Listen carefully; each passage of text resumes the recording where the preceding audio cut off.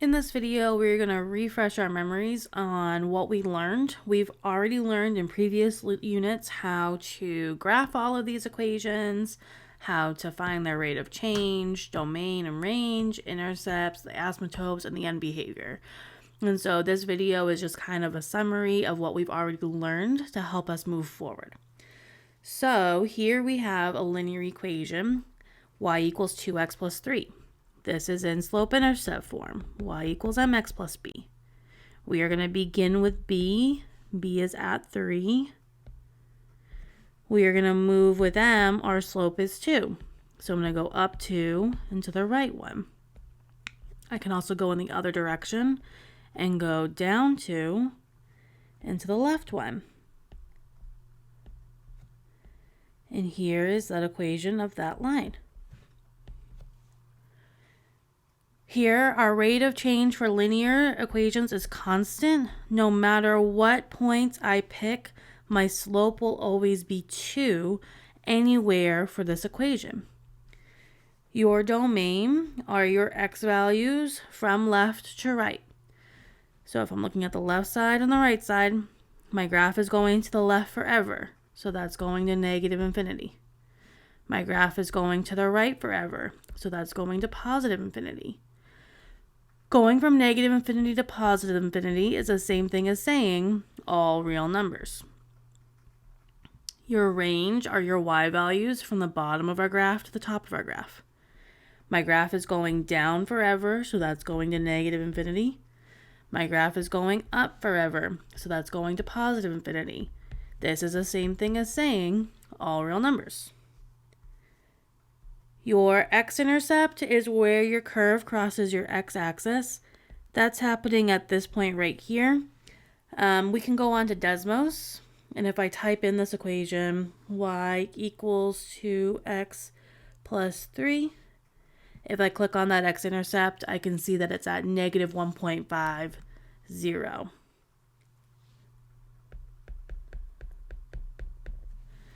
My y-intercept is where my curve crosses my y-axis. That's happening right here at the point 0, 3. Your asymptote is the line that your curve approaches more and more closely. Linear functions do not have an asymptote. And then your end behavior. As x approaches negative infinity, this is telling you to look at the left side of your graph. The left side of our graph is pointing down, so that's going to negative infinity. As x approaches positive infinity, this is telling you to look at the right side of your graph. The right side of my graph is pointing up, so that is going to positive infinity. For our next equation, this is exponential, and so I'm going to use Desmos to help me graph that. And so that equation was 2 raised to the power of x plus 3. And so let me pull up my table, and let's go ahead and graph those points right there. So 3.25. Oops. So here's my table of values. We had negative 2, negative 1, 0, 1, and 2. So we had 3.25, 3.5, 4, 5, and 7. And so I'm going to go ahead and plot those points.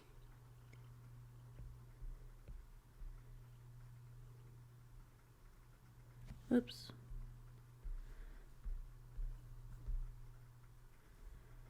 Go ahead and fix that.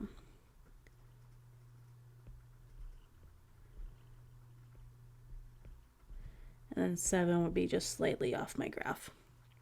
Before I draw my curve, I'm going to go ahead and draw in my asymptote. Your asymptote is y equals k. In this case, my k value is 3. So my asymptote is right here at y equals 3. So my curve will look like this.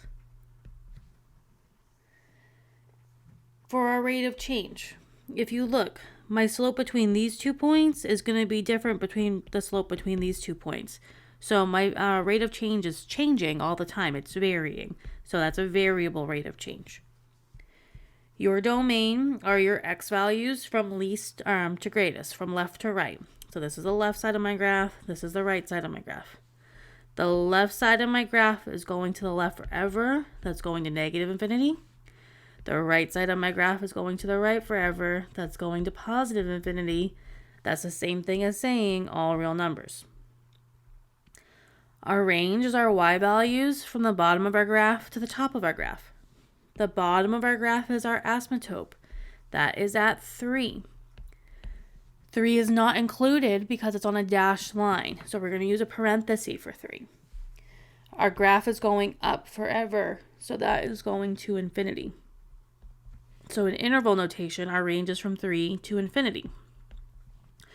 We could also write it as an inequality. This curve is above our asymptote. So we would say y is greater than our asymptote. Your x-intercept is where your curve crosses your x-axis, and in this one, we do not have one. Your y-intercept is where your curve crosses your y-axis, and that's right here at the point 0, 4. And then for our end behavior, as x approaches negative infinity, that's telling you to look at the left side of your graph. The left side of your graph is on your asymptote. Your asymptote is at 3.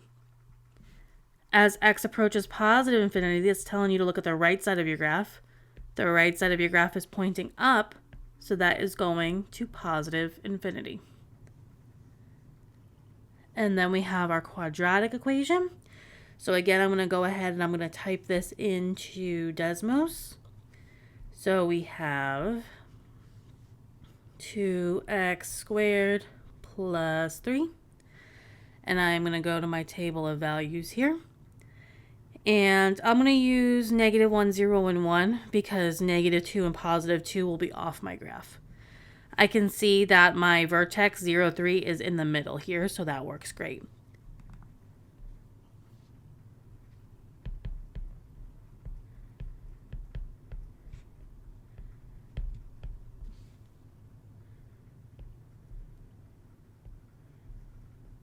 And so here is my parabola.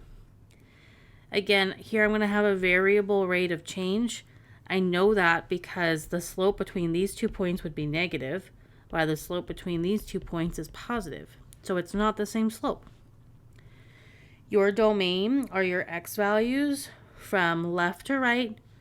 Your graph is going to the left forever and to the right forever. So that's from negative infinity to positive infinity, which is the same thing as saying all real numbers.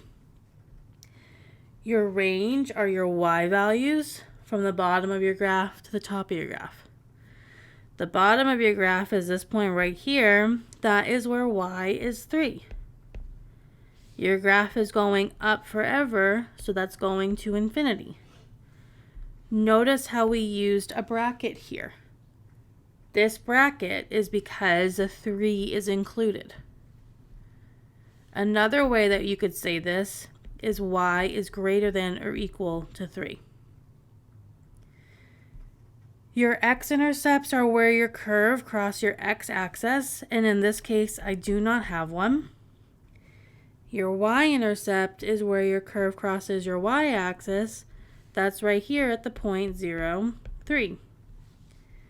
Quadratic equations do not have an asymptote. For your end behavior, as x approaches negative infinity, that's telling you to look at the left side of your graph.